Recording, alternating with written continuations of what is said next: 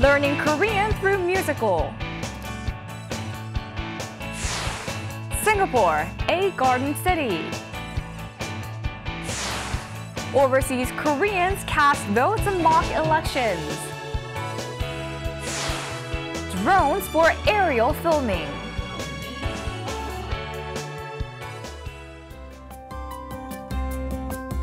Hello, welcome to Going Global. I'm your host, Jung Se-mi.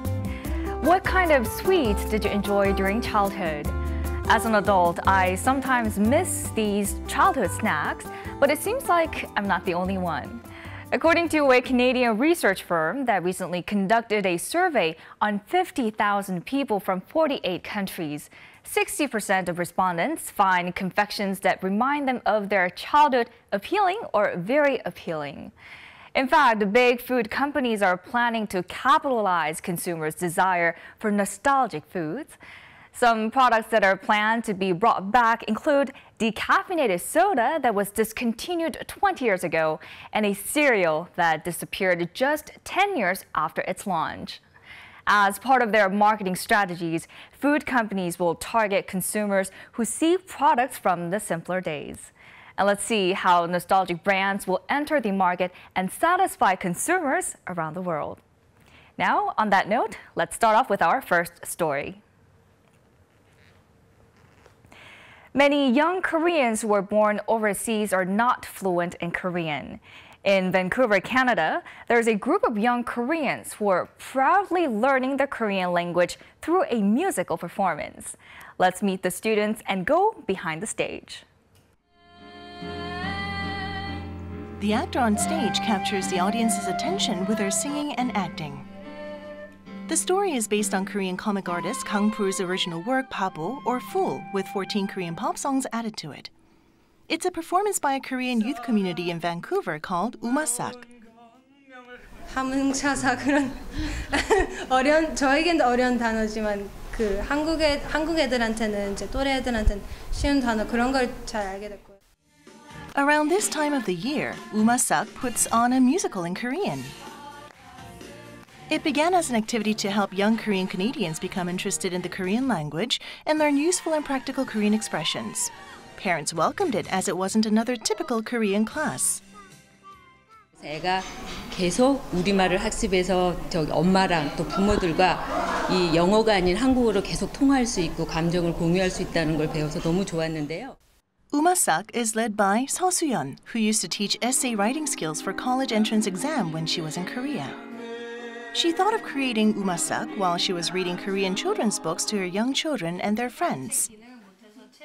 As word spread about her voluntary work in the Korean community, parents started to help her classes out by providing snacks and places for rehearsals. 한국어를 말하고 한국어를 연습할 수 있는 기회를 꾸준히 제공할 수 있는 작은 한국어 모임으로 계속해서 있었으면 하는 바람이에요. With its ongoing popularity, Woomassak added one more performance this year, performing twice for the first time. The group will continue to hold the Korean language classes as well as activities such as plays and musicals.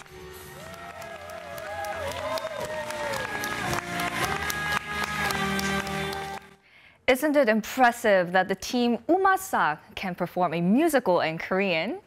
If young Koreans in other parts of Canada and other countries, and even in Korea, use musical performance as a tool for Korean education, it will bring more development to the language itself. And hopefully, Woomassak will continue to present an exemplary model. Now moving on to our next story.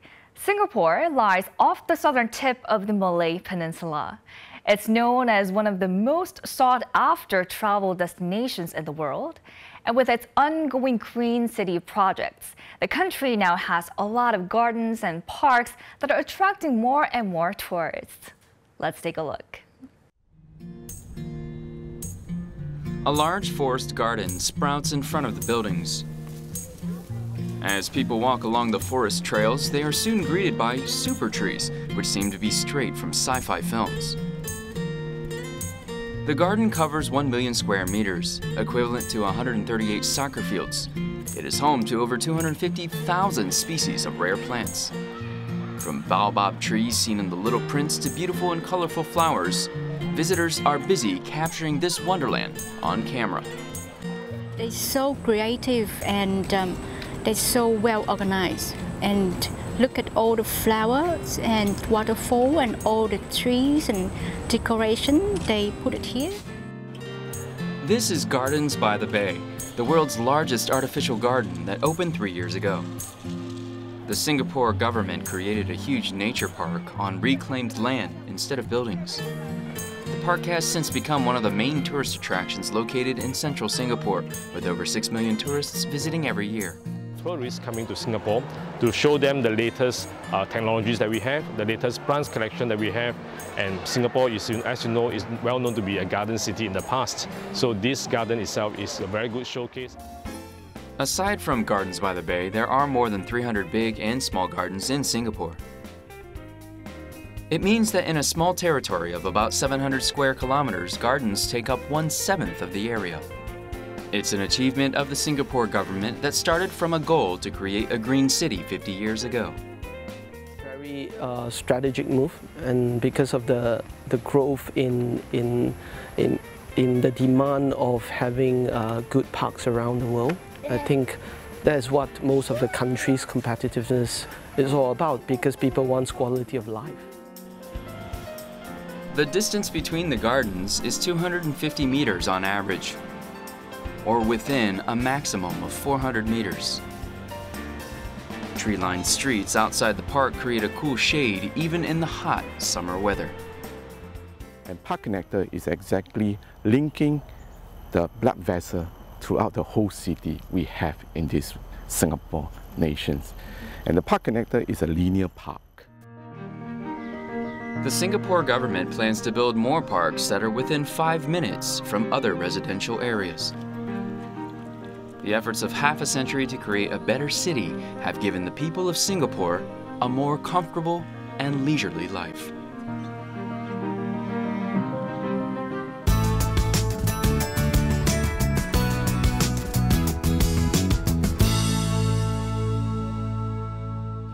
Now here's our next story. In preparation for the 20th National Assembly election in South Korea, set to take place in April next year, mock elections took place for overseas Koreans. It was the third of its kind following the previous 2010 and 2011 polls. And this year, 167 diplomatic missions overseas carried out the mock elections. Let's take a look. A voter goes to the polling booth after verifying his identity with his passport. After he finishes voting, he puts the sealed ballot paper inside the ballot box. This is one of the mock elections held in 167 Korean embassies and consulates abroad, including Shanghai, China, and Chicago, US, to prepare for the 20th South Korean National Assembly election next year. 아침에 상해가 교통이 굉장히 밀렸지만은 그 한 표를 행사함으로써 기쁘고 한국인으로서 투표할 권리가 있기 때문에 투표에 참여하게 되었습니다. This year's mock elections were held on a Monday, but more than half of pre-registered overseas Koreans participated, raising expectations of their participation in Korea's politics. 정치에 대한 의식 또는 정치에 대한 기대 이런 것들이 많으시기 때문에 제일 많은 분들이 또 등록해 주셨으면 좋겠고 많은 분들이 투표해 주셨으면 좋겠다고 생각을 하고 있습니다. Some problems became apparent during the third mock elections for overseas Koreans. Some pointed out that there wasn't enough publicity and that residents who live far from diplomatic missions find it hard to participate. The National Election Commission and diplomatic missions overseas plan to gradually solve these issues before the actual election next year. 미흡한 점이 있다면 보완해서 정상적으로 공정하게 잘 진행되도록 준비하겠습니다. 공간 방문, 우편 또는 전자우편으로 할 수 있는데 국회에서 지금 선거법이 논의되고 있는데 인터넷 신고 신청 방법도 가능할 것 같습니다. Overseas voting registration and application for next year's National Assembly election in April will be open from November 15th for 3 months. The mock elections show that Koreans living overseas also have a lot of interest in Korean politics as well. As people say, love for one's motherland never goes anywhere. The 20th National Assembly election takes place next year, and I hope all of you don't forget to cast your vote. Now here's our last story of the day. These days, unmanned aerial vehicles, also known as drones, are used as flying cameras to film the world we live in. A Korean-Australian developed his interest in aerial filming into a profession by creating his own drones equipped with an aerial camera. His skills became globally recognized, and now he gets to participate in Hollywood film productions. Let's take a look. A waterfall from a steep cliff formed with strange-looking rocks and stones. A dune buggy racing across the sand at a tremendous speed. Capturing these breathtaking moments from above are unmanned aerial vehicles, also known as drones. Higher and further, a man controls an aerial camera built in a drone. He is Oh Chang-won, or Stephen Oh, a Korean aerial camera operator living in Australia. 이 일이 저한테는 드림 잡이죠. 그래서 모든 파트, 촬영하는 파트, 드론 날리는 파트, 기술, 기계 개발, R&D도 저한테 재밌고, 사람 관리하는 것도 그게 사실 제 취미이고, 문제가 있으면 해결하는 거 해고. Born in Australia, director Oh spent time in Korea during his 20s working in broadcasting productions. He returned to Australia with experience and set up an advertising company. Whenever he wanted to de-stress, he flew a model helicopter. Then one day, he became curious about what it would be like to have a camera attached to a model helicopter. He tested the idea right away, but the images were too shaky. So he decided to build his own drone for aerial filming. He went through countless trials and errors until the heavy camera on a drone was able to produce stable images. 상황에 따라서 우리가 맞춤 제작을 합니다. 그래서 예를 들면 프로펠러도 바꾸고 속도도 바꾸고 컴퓨터 시스템도 우리가 그 세팅을 다 바꾸고 그리고 예를 들면 이 팔 길이, 팔 각도도 우리가 변화를 시키고. The drone weighs over 50 kilograms and it can fly at speeds of up to 160 kilometers per hour. It can film various shots from many different angles and perspectives, but the most important thing is safety. If the drone loses control, swoops down, or crashes into a person or an object, the accident could be critical on many levels. The reason why teamwork between coworkers is important is because aerial filming with drones is directly related to accident safety. Meaning we have experience from film production, experience from television commercial production, and as well as just the experience of flying these amazing new technologies. Director Oh's company that opened 2 years ago is registered as an aerial media company, not a filming company. As the company is an approved operator of drones by an aviation authority, their filming costs are 6 times higher than other competitors. But the film producers that Oh works with are usually completely satisfied with the results. Based on such trust and reliability, Oh has participated in more than 200 commercials and 7 film productions thus far. 이제는 헐리우드 영화 지금 거의 일주일, 2주에 하나씩 문의가 들어오고 있습니다. 그래서 이제 너무 바빠서 그 많은 영화들을 지금 다 하지는 못하고 우리가 이제는 사실은 영화를 골라서 찍게 되게 됐습니다. These days, director Oh is busy with aerial filming for a Hollywood movie starring Pierce Brosnan that's scheduled to be released by the end of the year. Oh took his hobby and developed it into a profession. His work shows us the extraordinary images of our world from a different perspective.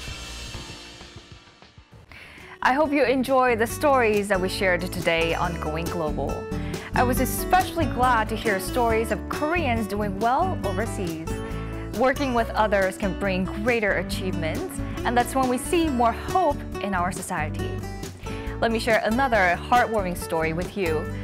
Recently in the United States, more than 300 people, mostly strangers, showed up to a birthday party of a boy who has only few friends because he has a speech disorder. His mother posted an open invitation on her social media account, and as a result, hundreds came to attend her son's 10th birthday party. The boy even received more than 200 gifts from all around the world. From having only few friends to friends from all over the world. It's true that friendship knows no borders. Going Global will be back next week with more exciting and heartwarming stories from all around the world. Thank you for watching.